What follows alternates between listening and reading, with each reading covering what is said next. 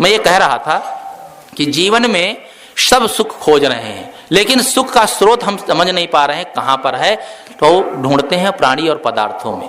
कुछ लोग इससे उबते हैं, तब भगवान के लिए खोज लगाते हैं। कोई भगवान परमात्मा ईश्वर देवी देवता बाहर बैठा होगा, उसकी प्रार्थना करेंगे, वंदना करेंगे तो हमें सुखी कर देगा, हमारा कल्याण कर देगा, स्वर्ग दे देगा, बहुत सी कल्पना कामनाएं रखते हैं। जब इस संसारिकता से उबते हैं तब हम कल्पना के लोक में बहना शुरू करते हैं। लेकिन कल्पना के लोक में है सुख, ना तो इस सांसारिकता के प्राणी पदार्थों में। सुख कहीं दूसरी जगह है। वो कहाँ है? सदगुरु अभिलाष साहब ने लिखा है, सुख ढूंढ रहे तुम वन में, गिर गहुवर के कंदर में, पर पता नहीं तू पाया वह है तेरे अंदर में। तेरे ही अंतस्थल में सुख सागर लहराता है, पर तू विपन्न होकर के दर दर ठोकर खाता है। घर में, वन में, मंदिर में, चौराहों बाजारों में, सेठों के गोदामों में, नृप के कोषागारों में, पूरब में व पश्चिम में, नभ के तारों तारों में, सुख शांत नहीं पाओगे मंदिर ठाकुर द्वारों में। जब मन विषयों से मुड़कर अपने में आ जाएगा, सब चंचलता को तजकर स्थिरता को पाएगा, तब सुख का स्रोत खुलेगा, तब सुख का स्रोत खुलेगा जो है अनंत अपने में, जिसको पाकर फिर मन को नहीं होगा दुख सपने में। इस सुख के स्रोत को हम खोजेंगे तो बाहर भटकना नहीं होगा, वो अंदर ही है। आत्म शांति का जो स्रोत है, सुख का स्रोत अंदर है। हम भटक रहे हैं बाहर भटकते रहेंगे, उससे शांति नहीं मिल सकती। जो सुख, जो शांति, जो परमानंद हमसे अलग है वो हमें कैसे मिल सकता? और कदाचित वो मिल भी जाए तो एक दिन फिर अलग हो जाएगा। अलग की चीज सदैव अलग ही रहती है, वो सदैव अपने पास नहीं रह सकती। जो परमानेंट हमारा सुख है वो हमारे पास है। कहना चाहिए पास, क्या कहना चाहिए, हम स्वयं ही उस सुख में विहार कर रहे हैं। हम सुख स्वरूप हैं, लेकिन हम उसमें खोज रहे हैं बाहर और भटक रहे हैं, इसीलिए ध्यान नहीं है। तो मैं कह रहा था कि इस मनुष्य जीवन को पा करके सुख का साधन हमें समझना चाहिए, भटकना नहीं चाहिए। भोगों में जो क्षणिक सुख की अनुभूति होती है वह केवल दुख लाती है। सांसारिक चीजों में सुख की अनुभूति होती है, या पूजा पाठ ध्यान चिंतन कुछ किए, थोड़ी क्षणिक से अनुभूति होती, लेकिन उसमें पूर्ण सुख नहीं है। आदमी इन्हीं दो चीजों में फंस करके वाणी और खाणी के जाल में ऐसे उलझ गया है, भटक गया है कि अपना अमूल्य जीवन चंदन के समान, हीरे के समान, पता नहीं क्या क्या उपमा देकर के बात कही जाती है, उसको व्यर्थ कमा रहा है। भूल भटक करके आदमी कहाँ खो रहा है। एक उदाहरण संत लोग कहते हैं कि एक राजा शिकार खेलने गया, तो शिकार खेलते खेलते बहुत दूर भटक गया जंगल में, रात हो गई, अब वहां से वापस नहीं आ पा रहा था। तो उसने देखा एक झोपड़ी पर प्रकाश जल रहा है, तो जहां प्रकाश जल रहा होगा तो निश्चित है कोई ना कोई मनुष्य होगा, प्रकाश तो मनुष्य ही जला सकता है। तो वह झोपड़ी पर पहुंचा तो देखा एक आदमी झोपड़ी में बैठा है। उससे कहा, भाई मैं भटक गया हूं और रात भर तुम्हारे यहाँ रहना चाहता हूं। उसने कहा, आइए पधारिए। वो समझ गया कोई आगंतुक भटक गया होगा, आया है। उसको चटाई दिया, बिछा लिया और कुछ सूखी रूखी रोटी थी उसको दे दिया, खा लिया। राजा सुबह उठा और जब चलने लगा तो कहा, तुम मुझे पहचाने? कहा, मैं क्या पहचानूंगा, आप पथिक थे, भटक गए, मैंने जो हो सका सेवा की। कहा, हाँ ठीक है। अब आज के जमाने जैसा होता तो फोटो चित्र और मीडिया के माध्यम से सब समझ लेते, भाई कौन अखिलेश हैं, कौन मायावती हैं, कौन मनमोहन है, सबको पता है। लेकिन पहले के जमाने में जब किसी ने देखा ना हो अपने देश के राजा को या रूबरू हुआ ना हो तो क्या जाने। कहा, देखो मैं तुम्हारे देश का राजा हूं और तुम सब मेरी प्रजा हो। मुझे बहुत ही संतोष हुआ, बड़ी प्रसन्नता हुई कि मेरे देश की प्रजा कितना आतिथ्य का स्वागत करती है। तुम्हारे आतिथ्य से मैं बहुत खुश हुआ। अब वो बेचारा घबराया कि मेरे घर में राजा आया, उसे सूखी रोटी खिलाया और चटाई पर सुलाया, मैं कुछ सेवा भी नहीं कर सका। लेकिन उसे प्रसन्नता हुई, कम से कम मेरे यहाँ राजा एक रात रुका, तो उसे भी प्रसन्नता हुई। उन्होंने कहा, माफ करना मुझसे जो गलती हुई। कहा, गलती नहीं हुई है, तुमसे तो मैं इतना प्रसन्न हूं तुम्हारी सेवा से कि मेरा मन होता है कि तुम्हारा कुछ सहयोग करूं। तुम क्या करते हो? उसने कहा, मैं लकड़ी काट करके बेचता हूं, लकड़ी का व्यापार करता हूं। तो राजा ने कहा, ऐसा है, 10 एकड़ मेरा चंदन का बगीचा है, इसको तुम्हें दे रहा हूं। उसने सोचा 10 एकड़ चंदन का बगीचा जो पा जाएगा तो करोड़पति हो जाएगा, माला माल हो जाएगा। लेकिन वो आदमी करता क्या था, लकड़ी काटता था तो लकड़ी नहीं बेचता था, उसका कोयला बनाता था और कोयला बेचता था। कोयला की कीमत थोड़ा ज्यादा मिल जाती थी आम लकड़ी की अपेक्षा। तो उसने जब चंदन का बगीचा पाया तो उसने सोचा अब अच्छा है, दर दर भटकना पड़ता था जंगल में, एक जगह बगीचा मिल गया है, काट काट के इसको बेचता हूं। तो काट काट करके उस लकड़ी का कोयला बनाता और बेचता, तो उसका दाम तो उतना ही मिलता, क्योंकि कोयला बन जाने पर चंदन की लकड़ी हो चाहे जैसी लकड़ी हो उसका दाम घट जाएगा। बेचता गया, लेकिन कोई उन्नत खास नहीं हो पाई, जस का तस उसका जीवन चलता रहा। एक दिन पानी बरसा तो कोयला नहीं बना पाया, तो सोचे चलो लकड़ी ही बेच देते हैं। जब चंदन की लकड़ी बेचने ले गया तो उसकी कीमत सैकड़ों गुना। लोगों से पूछा भाई इतनी कीमत कैसे लकड़ी की है? कहा ये लकड़ी सामान्य लकड़ी नहीं है, चंदन की लकड़ी है। चंदन की लकड़ी की कीमत है, अगर इसे कोयला बना दिया गया तो इसकी कीमत घट जाएगी। तब वो सिर पर हाथ रखता है कि 10 एकड़ चंदन का बगीचा काट डाला, अब एक पेड़ बचा है, अब उससे क्या होने वाला है। बहुत पछताया। कहानी तो इतनी ही है, लेकिन यह सुन करके सबके मन में कुतूहल होता है कि सबसे मूर्ख दुनिया का आदमी रहा होगा। अरे चंदन का जो बगीचा पा जाए वो लकड़ी वो कोयला बनाएगा। लेकिन भले ही वो मूर्ख रहा हो, उससे कम मूर्ख हम लोग भी नहीं हैं। इस मनुष्य जीवन को जो चंदन के समान कीमती बताया जाता है, हम सबको तो मिला है। ये जीवन चंदन के समान मिला है, लेकिन इसे भोग विषयों में, सांसारिकता में, लड़ाई झगड़ा, राग द्वेष, इन्हीं प्रपंच में हम कोयला ही तो बना रहे हैं। कौन इस मनुष्य जीवन को सकारात्मक दिशा में ले जा रहा है? भजन भक्ति साधना और ज्ञान ध्यान के बल पर आगे कौन बढ़ा रहा है? सब केवल सांसारिकता में पढ़ करके इसे कोयला ही बना रहे हैं। हम सब बेवकूफ लकड़हारे की तरह हैं, क्योंकि भाग्य में ही नहीं है। भाग्य क्या कहना चाहिए कि हम उसकी तरफ पुरुषार्थ कर ही नहीं रहे हैं। हमारा मन ही जो है इतना मलिन हो गया है, सांसारिकता के बोझ के नीचे दब गया है कि उससे हम उभर ही नहीं पा रहे हैं। तो उसी लकड़हारे की तरह है कि हम बहुत कीमती मनुष्य जीवन पाए, लेकिन इसे हम व्यर्थ ही गंवा रहे हैं। व्यर्थ गंवाते रहे तो बाद में केवल पश्चाताप ही आएगा हाथ, और कुछ मिलेगा नहीं। और अंत में एक पेड़ बचा, मतलब ये केवल एक जीवन ही नहीं है, असंख्यों जीवन हम गंवा चुके हैं। 10 एकड़ का मतलब है बहुत कीमती जीवन, असंख्य जीवन सब गंवा चुके हैं। एक जीवन एक बचा है जो वर्तमान में है। यदि इसे भी हम गंवा दिए तो फिर समझ लो हमें कुछ भी हाथ लगेगा नहीं। इसलिए मनुष्य जीवन पाने का जो फल होना चाहिए वो हमें सीखना चाहिए। तो मैं कह रहा था कि मानुष तन सदगुरु मिलम मोक्षो इच्छा होए। तो जो मानुष गृह धर्मयुत राखें शील विचार, शील और विचार का जीवन में बहुत बड़ा महत्व है। भगवान बुद्ध ने तो पंचशील ही बताया है, शील के लिए उन्होंने बहुत जोर दिया है। उनकी वाणी ही मन को शुद्ध करने से ही शुरू होती है। मनोपुब्बगमा धम्मा मनोश्रेष्ठा मनोमया। मन को शुद्ध करने के लिए मन से ही उन्होंने अपनी वाणी को शुरू किया है। जिसके जीवन में मन शुद्ध हो जाए फिर उसके जीवन में कुछ करना बाकी नहीं रह सकता है। जो कुछ हमारा जीवन में करना है केवल एक काम करना है, अपने मन को संभालना। बाहर हम नहीं संभाल सकते। लड़के बच्चे को, घर द्वार को, गाड़ी घोड़ा को, दुकान और व्यापार को हम चाहे जितना संभालें उसमें बैलेंस कभी आ नहीं सकता है। उसमें हानि लाभ और सब कुछ, जन्म मरण सब दुख लगा ही रहेगा। लेकिन एक काम यदि हम करें अपने मन को संभालने का, तो वह काम जो करेंगे वह स्वयं कर सकते हैं। दूसरे के ऊपर हमारी कोई व्यवस्था नहीं है कि मेरे विचारों के अनुसार, मेरे कहने के अनुसार वो चले। लेकिन हम अपने पर स्वस्थ हो सकते हैं कि हम जैसा चाहें वैसा जीवन जी सकते हैं। शीलवंत सबसे बड़ा, सब रत्नों की खान, 3 लोक की संपदा रही शील में आन।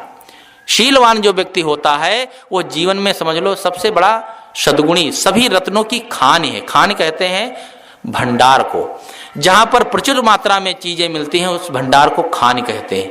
तो सद्गुणों की यदि खान कोई है तो शील है। एक शब्द में कहा जाए तो शील वह धर्म है कि वो जो शाश्वत है। जो व्यवहार हम अपने लिए दूसरों से पसंद करते हैं वही व्यवहार दूसरों के साथ करें, यही सबसे बड़ा धर्म है, यही सबसे बड़ा शील है। सदाचार, शील, विनम्रता, कोमलता, सारे सद्गुण इस शील के अंदर आ जाते हैं। आदमी को चाहिए कि हर अपने विचारों में, अपने व्यवहार में शील रखे। कितने लोग होते हैं, किसी के घर गए, किसी ने कहा भैया चाय वाला है, हाँ हाँ बिल्कुल, अरे थोड़ा शील का आचरण करो, ना ही भी करना सीखो, नहीं नहीं नहीं चाहिए, अरे खाने पीने को तो सब मिलता है, कोई फॉर्मेलिटी में ऐसे ही कह दिया, या नहीं है तो आते सत्कार में लोग कह देते हैं। लेकिन कितने लोग होते हैं उसके दिल को नहीं समझ पाते हैं। हर समय व्यवहार में अपने शील होना चाहिए। शीलवान वही हो सकता है जो अपने स्वार्थ को घटा के रखेगा। जो अपना स्वयं स्वार्थी होगा वो शीलवान नहीं हो सकता है। देखो श्री राम ने शील का आचरण किया तो भरत के लिए अयोध्या का राज छोड़ दिया, और भरत ने भी शील का आचरण किया तो राम को के चरणों में राज चढ़ा दिया। उन्हें नहीं लौटे, नहीं माने, तो भी उन्होंने राज भोग नहीं किया बल्कि राज्य का केवल संचालन किया। ये चारों भाई थे, चचेरे भाई थे कहना चाहिए, पिता तो एक था, माँ तो अलग अलग थे, लेकिन इन्होंने ऐसा शील का व्यवहार किया, ऐसा आचरण किया कि अयोध्या का राज गेंद हो गया। सब अपने पैरों से लुढ़का रहे हैं, कोई लेना नहीं चाहता है। और वही रामायण की कहानी आज जन जन के हृदय में छा गई है।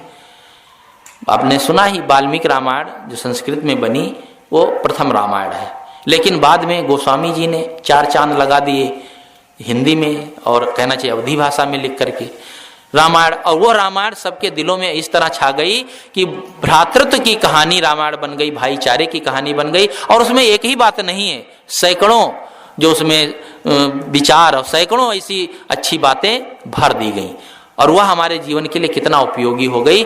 लेकिन उसमें जो पात्र थे उन्होंने कुछ करके दिखाया।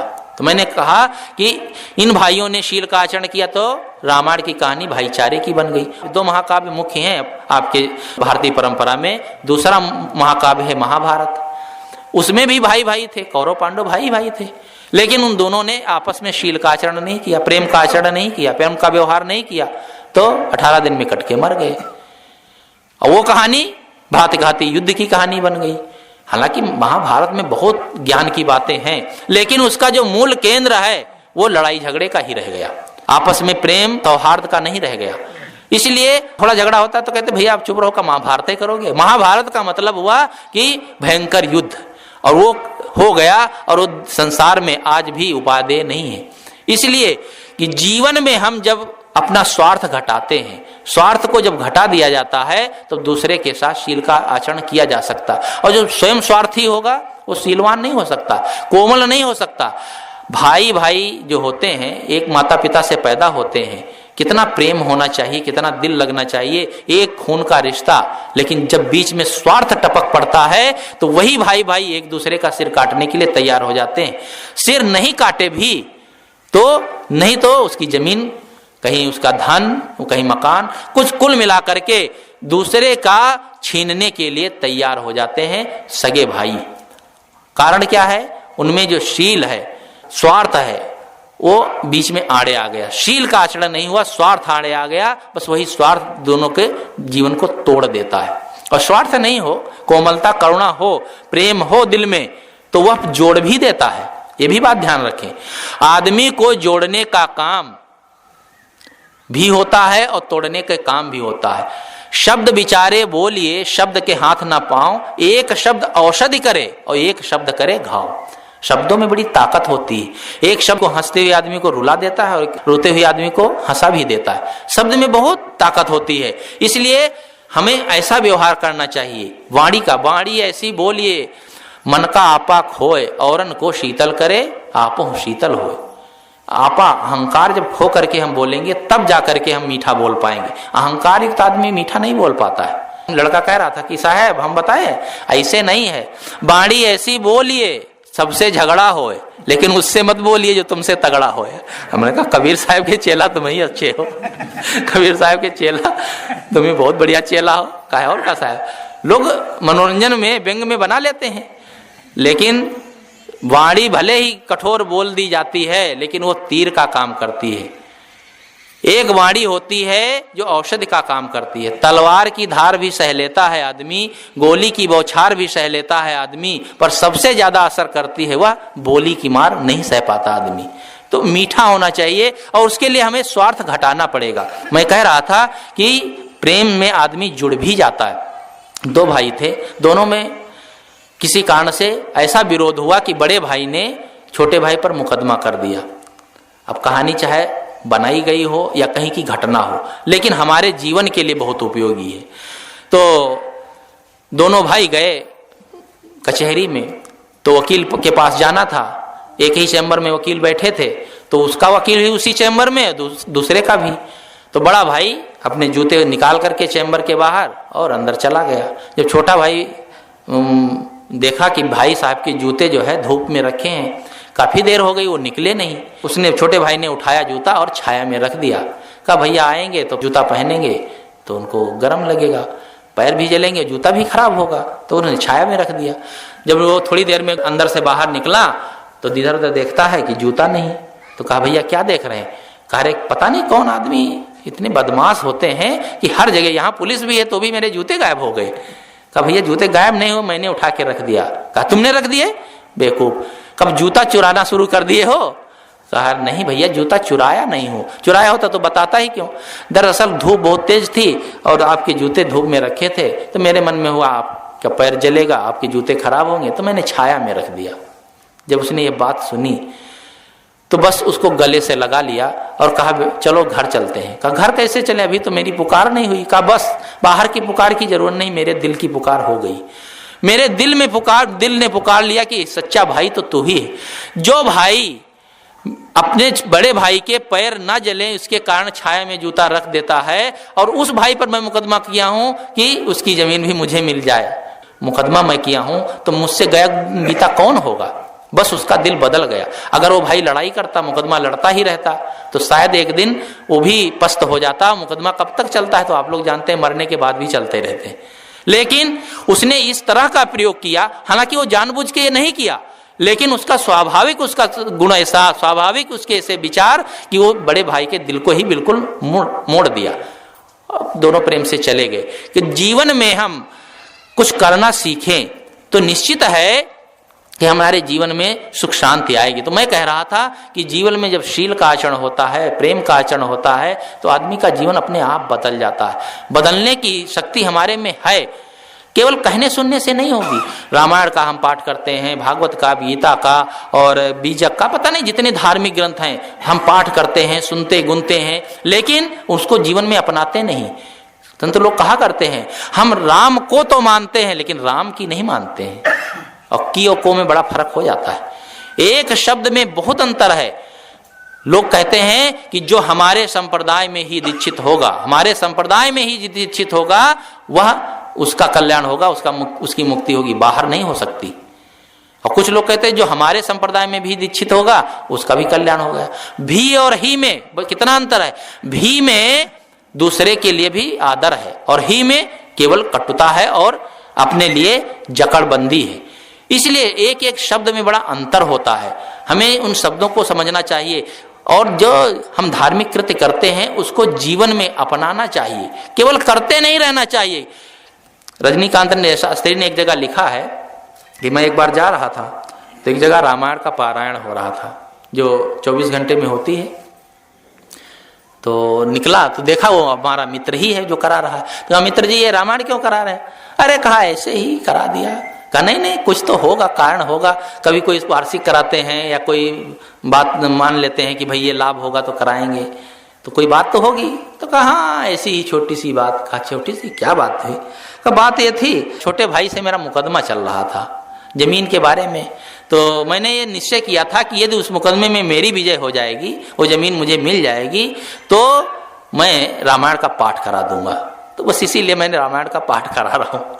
रजनीकांत ने लिखा मैंने बहुत डांटा, कहा मूर्ख कहीं का, इतना बेवकूफ आदमी तू। अरे रामायण में क्या लिखा है? श्री राम ने तो राज छोड़ दिया भरत के लिए, पूरा राज, बीघा 2 बीघा जमीन नहीं। उस रामायण का पाठ तू करा रहा है कि भाई पर विजय हो जाए, उसकी थोड़ी सी जमीन मिल जाए तो मैं रामायण कराऊंगा। अरे तुझे तो महाभारत कराना चाहिए। तो जीवन में आदमी करता क्या है और उसका उद्देश्य क्या है, कितना उल्टा, और इस उल्टे उद्देश्य से कभी भी जीवन में सुख शांति नहीं मिल सकती है। तो मैं कह रहा था कि जो मानुष गृह धर्मित राखें शील विचार, जो मनुष्य गृहस्थी धर्म से संयुक्त है, वो तो शीलवान मनुष्य के लिए मनुष्य मात्र है। कोई इसमें गृहस्थी विरक्ति और साधु और गृहस्थ के लिए कोई अलग अलग नियम नहीं है, सबके लिए नियम है। प्रकृति का नियम जो है कोई अलग नहीं है, सरकार का भी नियम नहीं है। देखो सरकार के यहाँ भी है भाई, चोरी चाहे गृहस्थ करे चाहे साधु करे, सबके लिए दंड वही है। उसी प्रकार से प्रकृति का भी नियम एक है, जो जैसा कर्म करता है उसके साथ एक जैसा नियम, उसमें बदलाव नहीं आता है। केवल नियम का बदलाव हम स्वयं कर लेते हैं। कोई बड़ा आदमी है तो उसके लिए नहीं बोलते हैं, कोई छोटा आदमी है तो कहते भाई इसको 2 थप्पड़ लगाओ। नियम का बदलाव मनुष्य के जीवन में हो सकता है, आपस में हो सकता है, समाज में हो सकता है, लेकिन प्रकृति में नियम नहीं हो सकता। जो जैसा करता है उसका फल मिलता है। सबके अपने अपने संस्कार होते हैं। कैसे कैसे संस्कार, अभी जो मास्टर साहब कह रहे थे कि आदमी ऐसा होता है कि गलत से गलत करता है, लेकिन उसमें जरा सी सिकन आती नहीं। डॉक्टर साहब शायद कह रहे थे कि सिकन नहीं आती है कि मैंने गलत किया। अगर उसके अंदर दिल में जरा सी कचोटन हो तो वो गलत करेगा ही नहीं, क्योंकि अंदर से जो अंदर बैठा भगवान है ना, दिल है, मन कहें जो भी कह लें, आत्मा कह लें, वो बताता है कि ये गलत है ये सही है। ये तो बिल्कुल नासमझी है और बेईमानी है ये कोई कहे कि मैं नहीं समझता हूं क्या पाप है क्या पुण्य है। कर रहा है आदमी लेकिन सब समझता है, केवल स्वार्थ के कारण, अहंकार के कारण, लोलुपता के कारण उसे छोड़ नहीं पाता है। अंदर से भावना होती है, और कुछ लोग ऐसे होते हैं जिनके मन में भावना आती ही नहीं कि मैं गलत कर रहा हूं। एक जगह एक चोरी की, 3 लोगों ने चोरी की, तो तीनों का स्वभाव अलग अलग। तो एक जो था वो राजा का लड़का था, वो भी शामिल था, और एक वजीर का लड़का था, वो भी चोरी में शामिल था, और एक जो था वो ऐसे ही जो भिखमंगे उसका लड़का था। कभी कभी सब अपने अपने स्वार्थ के लिए विचार मिला भी लेते हैं। तो तीनों ने चोरी की। तो कहानी कहती है वो तीनों पकड़े गए, राजा के सम्मुख पेश किए गए। तो न्यायाधीश के सामने, तो न्यायाधीश ने कहा इनको सजा मिलनी चाहिए, तीनों ने चोरी की है। तो कहा सजा हाँ दिया जाए। तो कहा इस राजा के लड़के को 5 दिन के लिए इस देश से बाहर निकाल दिया जाए, और ये जो वजीर का लड़का है उसने जो चोरी की है इसको 5000 जुर्माना 6 महीने के लिए देश से बाहर निकाल दिया जाए। और जो ये तीसरा आदमी है इसको गधे पर बैठा करके, इसका सिर मुड़वा करके और गधे पर बैठाओ और मुंह में कालिख लगाओ और गांव भर में पहले घुमाओ, और फिर 10,000 जुर्माना और 5 साल तक इसको जेल में रखा जाए। तो लोगों ने कहा वाह, जब तीनों ने एक ही गलती की, एक ही अपराध किया है तो सजा अलग अलग कैसे? सजा तो एक जैसी होनी चाहिए। कहा नहीं नहीं, तीनों की सजा एक बराबर ही है, और जो मैंने दी सजा वो लगता है कम बेसी नहीं है। तो राजा के लड़के को जब इतनी सजा दी गई तो इतना शर्माया कि वो लौट करके 5 दिन बाद चला ही गया, लौट के आया ही नहीं। इतना उसको शर्म लगी कि मैंने बहुत गलत किया। और वजीर के लड़के को जो 5 साल के निकाले थे तो जीवन भर के लिए वो भी नहीं आया। लेकिन वो तीसरा आदमी जो था उसको उसका मुंह काला करके और बाल बना करके गधे पर बैठा करके गांव में घुमाए। तो गांव में जब घूम रहा था तो घूमते घूमते जब अपने घर के सामने आया तो उसकी पत्नी भी निकल के देख रही थी। कहा अरे तू क्या देख रही है? अरे जल्दी से भोजन वोजन बना, अब एक चक्कर और लगाना है, अभी फिर आ जाता। तो कहा जज ने देखा ये इतना बेशरम है कि इतनी सजा देने पर भी, इतना इसको कठोर दंड देने पर भी इसको जरा सी मन में हिचक नहीं हुई कि मैंने गलत किया। तो ऐसे भी लोग होते हैं कि जीवन में गलती पर गलती करते हैं लेकिन उनके जीवन में कोई सुधार नहीं होता। गांव में होते हैं ऐसे लोग, होते हैं गांव में कि दूसरे का बिगड़ा हुआ काम देखकर उन्हें खुशी होती है, दूसरे के को दुखी देख करके उन्हें प्रसन्नता होती है। कहीं झगड़ा लड़ाई हो रहा हो और सब बीच बड़ा हो जाए, कहेंगे अरे यार मजा नहीं आया। जब खोपड़ी एक दूसरे की फूट जाए तब उनको मजा आता है। ऐसे लोग होते हैं, दूसरे के काम में विघ्न जब डालेंगे और दूसरे परेशान होंगे तब उनको आनंद आता है। ऐसे लोग बिगाड़ानंद होते हैं। बिगाड़ानंद की कहानी आप लोग शायद डॉक्टर साहब वगैरह तो सुने होंगे, मैं दोहरा देता हूँ। एक गांव में एक ऐसा आदमी था जो दूसरों का काम बिगाड़ने में ही उसको आनंद आता था। गांव में रहता था तो जब भी कोई गांव में शुभ काम होता था तो जरूर पहुंच जाता था। शुभ हो या कोई भी काम हो तो लोगों में वो टांग जरूर अड़ा देता था। कहीं किसी की जमीन बिक रही है, दूसरे पक्ष के पास जाए और कहे कि देखो भाई ये जमीन समझ के खरीदना, जमीन बेचने वाला बेईमान है और वो जमीन उसके नाम नहीं है, जमीन दूसरे के नाम है, समझ जाना। अब वो इधर उधर अड़ंगा लगाए, जमीन उसकी ना बिके, कहीं कुछ हो तो हर जगह अड़ंगा लगाता रहा। एक दिन एक लड़की वाले आए एक लड़के को देखने, तो लड़के के पिता ने कहा देखो बेटा ये 100 रुपए का नोट रखना अपने पास, कहीं ये बिगाड़ानंद घूमते घामते आ जाएं तो जैसे ही वो आवे तो पहले उनका नमस्कार करना, पैर छूना और 100 रुपये उनके चरणों में रख देना। अगर कुछ दोगे नहीं तो तुम्हारा भी काम बिगाड़ देंगे। वो काम बिगाड़े बगैर रह नहीं सकते हैं। तो उसने कहा ठीक है। हाथ में वो पैसा लेकर के बैठा था, बातचीत हो रही थी। तब तक मान न मान मैं तेरा मेहमान, ऐसे लोग बिना पूछे ही बिना बुलाए ही पहुंच जाते हैं। घूमते घामते पहुंच गए बिगाड़ानंद, गए बैठ गए। जैसे ही बैठे लड़के ने देखा, उठा और जाकर के उनके चरणों में 100 रुपए का नोट रखा और उनके पैर छुए। बिगाड़ानंद ने आशीर्वाद दिया कि जाओ बेटा खुश रहो, आबाद रहो, तुम्हारी मिर्गी जो है बहुत जल्दी अच्छी हो जाए। लोगों ने सुना लड़के को क्या मिर्गी आती है भाई, ये आशीर्वाद क्यों दिए? भी ये सज्जन जो आए हैं उनको क्या पता है बिगाड़ानंद है। कहा ये सज्जन कह रहे थे तुम्हारी मिर्गी जल्दी अच्छी हो जाए, इसका मतलब लड़के को मिर्गी आती है। अब मिर्गी जिस लड़के को आती हो तो अपनी लड़की को कौन ब्याहेगा? उन्होंने इधर उधर की बातें की और कहा भैया फिर कभी आऊंगा, 2-4 दिन बाद आऊंगा। अब गए तो लौट के आए ही नहीं। बिगाड़ानंद ने काम बिगाड़ दिया। अब बेचारे का कोई दोष नहीं, लेकिन बिगाड़ते, उनकी आदत जीवन भर ऐसे ही बिगाड़ते बिगाड़ते लोगों को परेशान करते रहे। जब उनको मरने का समय आया तब उन्हें लगा जब मर जाएंगे तब तो लोग, गांव के लोग बड़े खुश होंगे, कहेंगे वाह अब छुट्टी मिली, गांव से बिगाड़ानंद दूर हुए, गांव को वालों को बड़ा आनंद आएगा। लेकिन हमारी आत्मा को तो शांति नहीं मिलेगी। गांव वाले मेरे मरने के बाद भी थोड़ा रोएं तब हमको आनंद आएगा। तो उसने सोचा क्या करें। तो जब उनका बिल्कुल अंतिम समय आ गया तो कुछ लोगों को, बुजुर्ग लोगों को बुलाया और कहा भैया मैंने बहुत जीवन में गलत किया, लोगों का काम बिगाड़ता रहा। और बिगाड़ता क्या रहा, हाथ से तो नहीं बिगाड़ा, लेकिन मुंह से कह करके किसी का काम बिगाड़ देता था, किसी का उल्टा कह देता था। गलत मैंने किया, मेरा मुंह बहुत बेकार हुआ। ऐसा करना कि जब मैं मर जाऊंगा तो एक लकड़ी जो है खूंटा छील करके मेरे मुंह में गाड़ देना। कहा क्यों? कहा मुंह में गाड़ दोगे तो ये जो मुंह है ना इसको सजा मिल जाएगी, मेरी आत्मा को शांति मिलेगी, इसलिए इतना जरूर कर देना। लोगों ने कहा छोड़ो, जो तुमने किया तुम जानो, अब कर्मों का फल तुम्हें जैसा मिलेगा तुम समझो, अच्छा किया कोई बुरा किया कोई बात नहीं, अब तो तुम्हारा शरीर छूटने वाला है, छोड़ो, अब ये बातें नहीं ठीक। कहा नहीं, जो तुम ऐसा तुम लोग नहीं करोगे तो मेरी आत्मा भटकती रहेगी, क्योंकि मैंने बहुत गलत किया, मुझे पश्चाताप हो रहा, प्रायश्चित मैं कर रहा हूं और प्रायश्चित मेरे मरने के बाद इतना जरूर कर देना। लोगों ने कहा चलो कोई बात नहीं, जब ये मर ही जाएंगे तो क्या है, लकड़ी एक मुंह में डाल देंगे तो क्या फर्क पड़ता है। 2-4 दिन में उनका शरीर छूट गया, सब कफन दफन होने लगा। तो बुजुर्गों ने कहा भाई बिगाड़ानंद की अंतिम इच्छा वो भी पूरी कर दो। तो एक कारीगर को बुलाया गया, बढ़ई को, उसने एक लकड़ी छीला और छील करके उनका मुंह खोल करके दांतों के बीच में फंसा दी। जब कफन दफन हुआ लेकर के चले तो रास्ते में संयोग से उधर से पुलिस वाले आ रहे थे। दरोगा साहब ने कहा ये कौन है भाई? कहा हमारे गांव के एक सज्जन थे, उनका शरीर छूट गया। अब दुर्जन हो चाहे, कहा तो सज्जन ही जाएगा। किसी के मरने के बाद किसी की प्लेट में नहीं लिखा गया होगा कि इन नरकी फलाने, सब में स्वर्गीय होते हैं। वो जीवन भर चाहे नरकी काम किए हों लेकिन प्लेट में स्वर्गीय ही लिखा जाता है। मानवता भी है, कहना भी नहीं चाहिए और लिखना भी नहीं चाहिए। तो कहा कौन से सज्जन? कहा अरे एक सज्जन थे।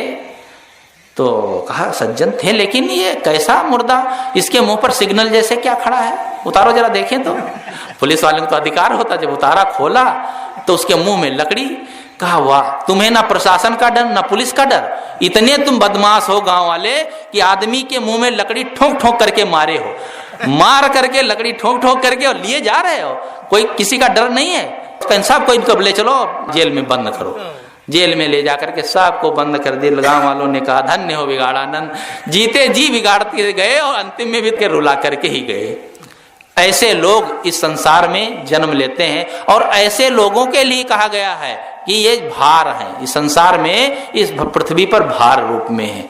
भले ही प्रत्यक्ष में आदमी को दुख ना हो, लेकिन ऐसे लोगों के कारण भी होता है।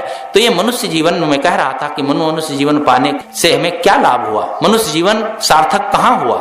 इसलिए मनुष्य जीवन जो हमें मिला, बड़े भाग मानुष तन पावा, सुर दुर्लभ सदग्रंथन गावा, और भी हर जगह सभी महापुरुषों ने इसकी बड़ी विशेषता जो गाई है, इसीलिए गाई है, यदि इससे हम कल्याण का काम, शांति का काम, साधना का काम, भक्ति का काम कर रहे हैं, तब तो इसे पाना सफल है, नहीं तो ये बिल्कुल बेकार है। और बेकार ही नहीं, ये अभिशाप हो जाएगा। मनुष्य के अलावा जितनी खानियां हैं वे भोग भूमिका हैं, उनमें केवल भोग होता है, कर्म नहीं होते हैं। पशु पक्षी जितने हैं सब भोग रहे हैं अपने कर्मों का फल, लेकिन ये मनुष्य जीवन जो है कर्म भूमिका भी है, भोग भूमिका भी है। इसमें नए नए कर्म बनते भी हैं और यही कर्म आगे ले जा करके पता नहीं किन किन खानियों में पटक देते हैं।